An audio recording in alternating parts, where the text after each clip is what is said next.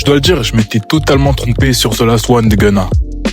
Étant un fan de Gunna depuis très longtemps, je dois le dire, j'avais beaucoup d'attentes avec son dernier projet, j'avais me dit que c'était la dernière chance. Et au départ, j'étais assez déçu. Pour moi, c'était pas forcément le meilleur projet qu'il avait sorti. Et c'était un peu dans la lignée de sa régression, où il faisait un peu du type beat boo, comme certains le disent, avec une trame assez connue, une trame assez rythmique, et qui faisait tout le temps la même chose. Et après plusieurs mois d'exploitation, avec un peu de recul, je dois le dire, c'est un très bon projet.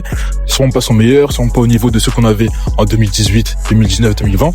Mais en tout cas, ça reste bien meilleur que 101, qui pour moi était horrible.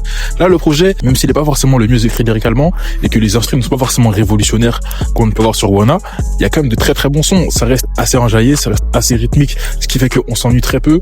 Les instruments sont parfois diversifiés, sont parfois différentes. Il y a des sons qui s'écoutent jusqu'aujourd'hui. Je pense à Just Say That, qui a un très bon son, avec un super clip qui passe avec. Tous les feats apportent quelque chose, que ce soit le hit avec Burna, le son avec Offset, avec Ashake, et surtout avec Wizkid. Et à côté, d'autres sons beaucoup plus introspectifs, comme On Me ou Many Nights, sont aussi très bons et font vraiment du bien au projet. Seul bémol, c'est qu'il est quand même un petit peu long et qu'il y a quand même 4-5 sons qui sont vraiment skippables et qu'il aurait pu éviter. Mais quand tu prends le projet en entier, des sons comme Again, des sons comme Endless, Podcast, Fuck With Your Boy, tout ça sont de très bons sons. Et franchement, s'il avait mieux commencé le projet, on aurait clairement été sur peut-être l'un des meilleurs de sa carrière.